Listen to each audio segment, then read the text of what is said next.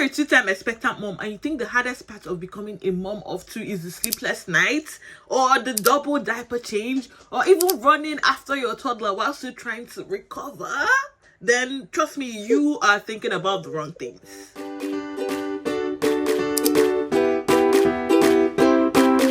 Hi, I'm Amarachi, and if you're new here, I'm a mom living in the UK who just welcomed her baby boy, and I also have an active toddler. So if you're pregnant with your second child or you're already in the season of welcoming your second baby, I hope this is a safe space for you because this video will make you feel less alone. Because I know there are things I wish someone told me before I became a mom of two, and if I haven't mentioned, under 2 years. Immediately I found out I was pregnant, I became a little bit scared in not a bad way, but scared in a way that I started overthinking a lot of things.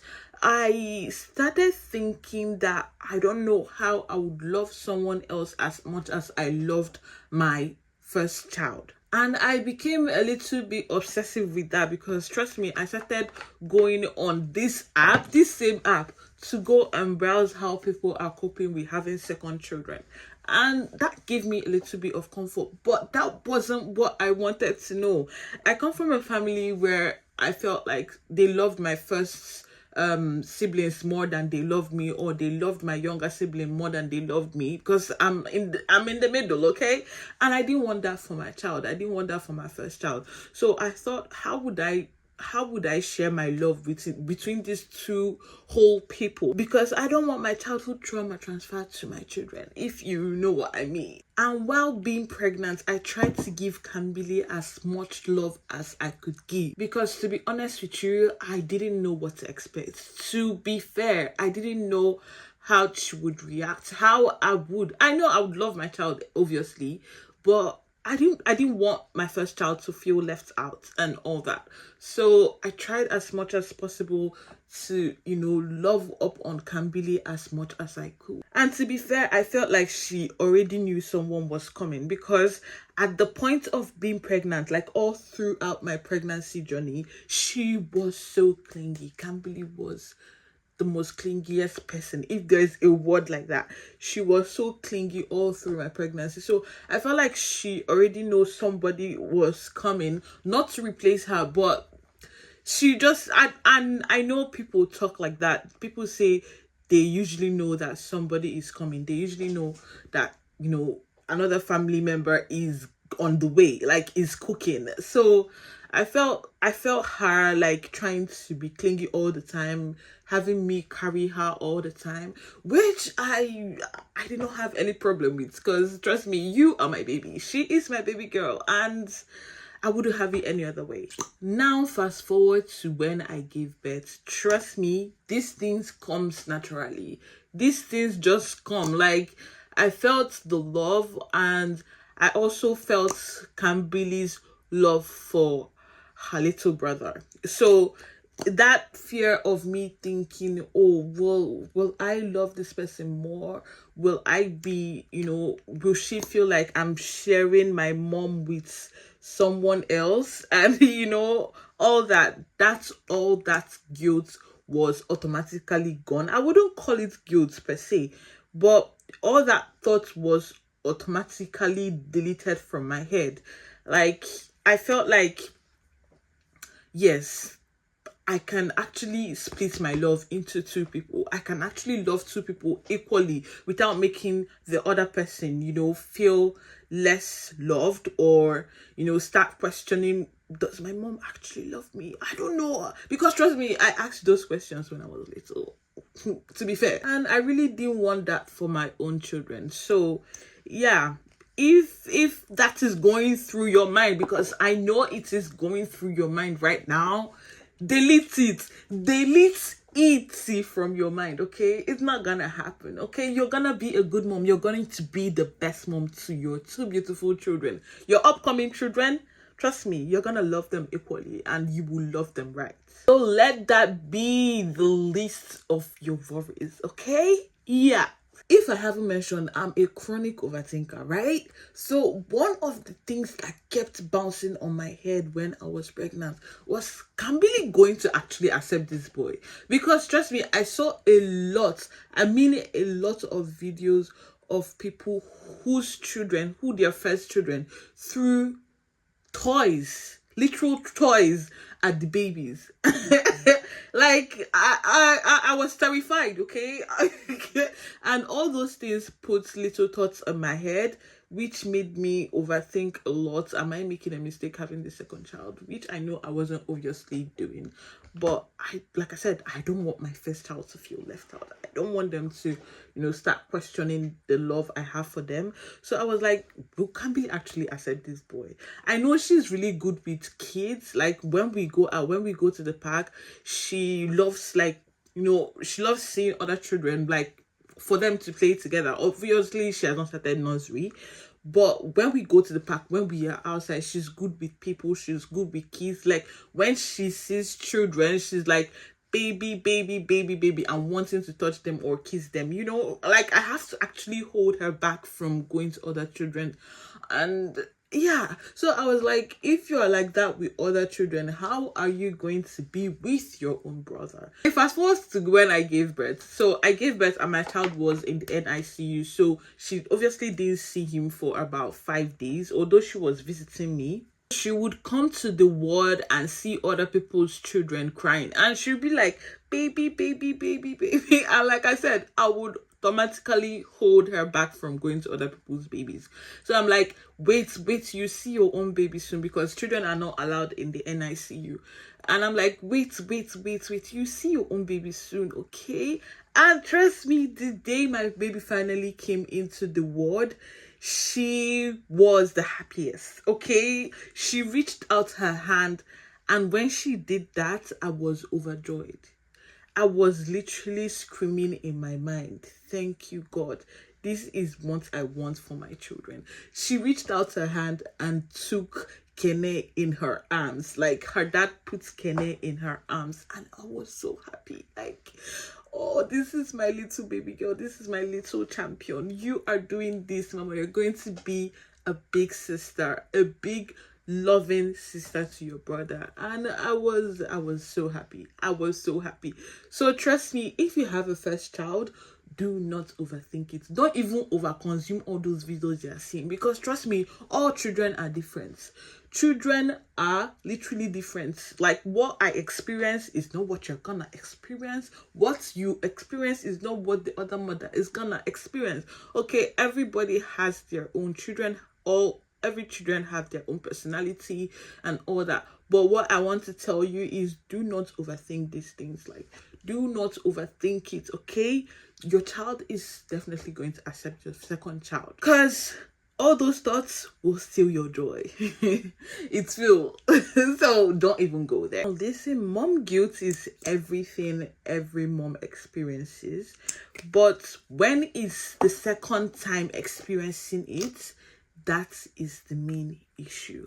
Because I let mom guilt eat me up so bad. Most times when Kambili would need me, I'm carrying Kene. And I mostly wouldn't drop Kene, because Kene would also need me when Kambili needs me. And for that, I feel guilty. I still feel guilty, trust me. But I've found a way or a hack around it. This has to do with being a super mom, being a strong mom, because most times when I carry Kene, I'm also feeding Kambili. When I'm carrying Kene, I'm also playing with Kambili. When I'm carrying Kene, I'm also carrying Kambili. Okay? That makes her feel less alone. That makes her feel like, she's still the baby, because she's obviously still a baby. She's under 2 years. She's like 19 months, okay? So I wouldn't want her to still feel as if, she's not still my baby, because she is. So rather than when I'm carrying baby, I'm totally ignoring Kambili, I rather just play with her, make faces at her. I do that a lot. We make faces and we laugh and we, smile while she watches her TV show. So that makes the mom guilt be less, but I wouldn't say it's gone entirely. I'm still trying to recover from a C-section, so I try not to like overdo it. But when I can, I try to carry them both, or when I drop Kene, I'm holding my baby. I'm holding Kambili. I'm holding her, trying to rock her to sleep. Every time I try to rock her to sleep, okay? Because obviously most times she wouldn't even go to sleep without you rocking her to, or cuddling her to sleep.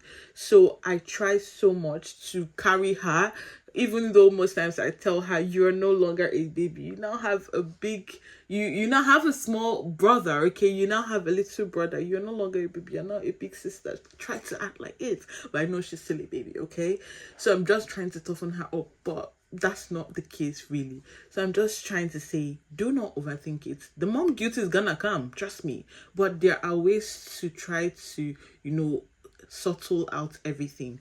So you will figure it out. Trust me, you figure out your own routine. You figure out what works for both you and your child. You figure out everything in due time, okay? Do not let it weigh you down. This one is for my CS moms, okay? I'm an advocate for C-section. No, if my friends ask me what mode of delivery would you like, I would say C-section. Because I've had, the first time was pretty much good. The first one, like, I know it was an emergency C-section, so I didn't labor.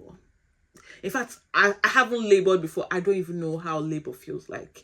So my first one was, I gave birth at 37 weeks with Kambili. So I had an emergency C-section, and I gave birth in the space of 30 minutes. So I entered into the theater and came out in 30 minutes with my baby, which is still the same. No, the same this time around. It's not, I wouldn't say it's the same, but it's an emergency C-section, but it's not the same. So I was awake for Kambili's C-section, but this time around I was giving general anesthetic, so I was basically asleep.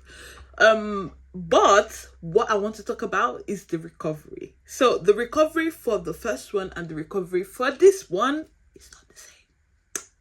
No, it's not. So before I actually gave birth, I kept asking my doctors, would I be cut the same place that I was cut in my first one? And the answer was always yes, they'll cut you the same place they cut the first one. And I'm like, okay, okay, that's fine, because trust me, I healed so quickly. Like, I was walking, like, in less than 24 minutes, I was already walking, because I had to go to NICU, because Cambly was in the NICU as well. So I was already walking to the NICU to see my baby. Like, that was how fast I healed. And even when I came back home, I never felt any pain or anything, relating to where my C-section was had. And the section was very clean. It was pretty much clean, okay?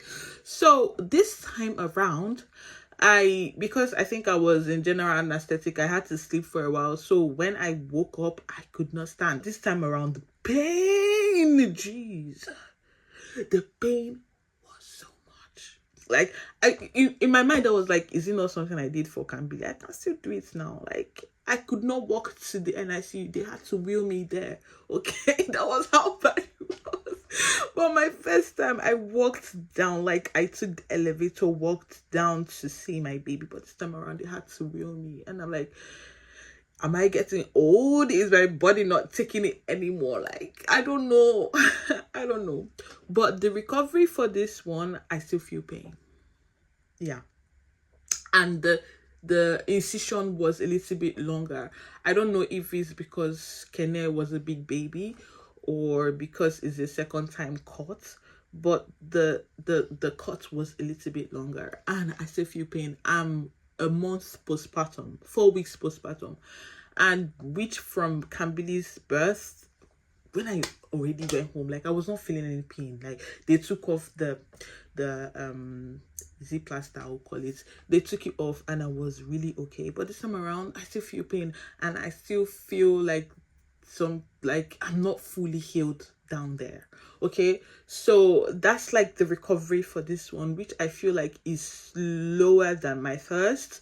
So if you are a second time mom and you are a second time C-section mom, I don't know, probably our bodies are not the same, and I wouldn't really say if that will be the case for you, but trust me, expect anything. Okay, if you were strong the first time, I wouldn't know. I don't know. I'm not you. I'm not your body. But try not to do too much, because trust me, I was trying to stretch my body because I was like, oh, I already did this before. Like, my body can do it again. So do not stretch your body. That is what I want to say. Try to give yourself grace. Try to give yourself time. If you cannot walk, tell them to get you that wheelchair to, you know, to do whatever you want. Okay. So the recovery for this one, I would say I'm gonna give it a 5 because it's really slow and I'm still feeling pain. Now this one is for the present and future reference. Okay, make sure you cherish every moment from that your pregnancy up until whenever. In fact, I'm also talking to myself. Make sure you cherish every moment, because these kids grow up so fast. Do not live in the mom dungeon. That is what I'm gonna say. Have your time, take your time, but do not live in that mom dungeon, please. When I say cherish the moment, I mean cherish yourself as well, because if you do not love yourself, you wouldn't have the chance to love your children as well. Okay, so I know it's going to be a lot when your child comes here, or if your child is already here, but trust me, try to do something for yourself, because the more you look in the mirror and you see someone who is not doing anything for herself, is always looking tattered, you might not like what you see, and that might, you know, transfer to your children. So when you're cherishing every moment, baby girl, cherish yourself as well. If you can, take that walk. If you can, buy them clothes. Yeah, spend on yourself. Buy whatever you want, okay? Whatever you can to make yourself happy, just do it, okay? Because trust me, this time is gonna pass. Now, even while being pregnant, stop trying to be the perfect mom, okay? I know some people are perfectionists. I know, don't eat me up. But just stop trying. Like, do the best you can, okay? Even while you're pregnant, even when your baby comes, do the best you can. Do not try to perfect everything, because perfection will steal that your joy, that little joy that you have, that you are giving your newborn, your toddler. It's gonna steal it, and we don't want that here. Do not overthink it. Do not stress yourself, okay? Do not stress yourself, because trust me, these kids are gonna be fine, okay? No matter how perfect you do things, or you know, you try to do things, these kids are going to be fine. I will leave you here before you say this little lady is talking a little bit too much. But before I let you go, I would say that looking back now, I know there is a version of myself that would want to go back and give myself like a hug before I was pregnant, while I was pregnant, when I gave birth. Give me a hug and tell me, Mom, you are doing well. Like, do not overthink it. Do not worry yourself.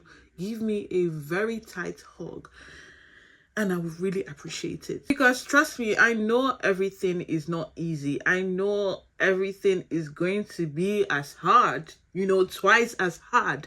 But at the same time, it should be days I look forward to having. You're going to see your baby smile, and let those moments remind you of them sleepless nights you're about to have, because you will have them, trust me. But let it be a reminder that you are a super mom, and these are your beautiful kids, and you need to be yourself. You need to love yourself to absolutely love them. And trust me, it's going to pay off. Of course, it's going to pay off. Slow, but steady. Just give it time. I had to go bring my baby because she just woke up from sleep. If you are still here watching me, I hope this video brings you all the comforts that you need and to tell you that you are not alone in this. Okay, trust me, every other mom is feeling like you are feeling. I also felt like you felt. And trust me, you are not alone, and you'll figure it out step by step. Okay, now if you loved spending time with me, okay, please subscribe to your girl, because I need all the love I can get. Okay, subscribe to me, like, share, do everything, do everything you can to push your girl. Because trust me, I think I might be seeing you every week. I will try to be seeing you every week so you don't feel so alone. And yeah, I'll see you in my next one. Mama, say bye. Say bye.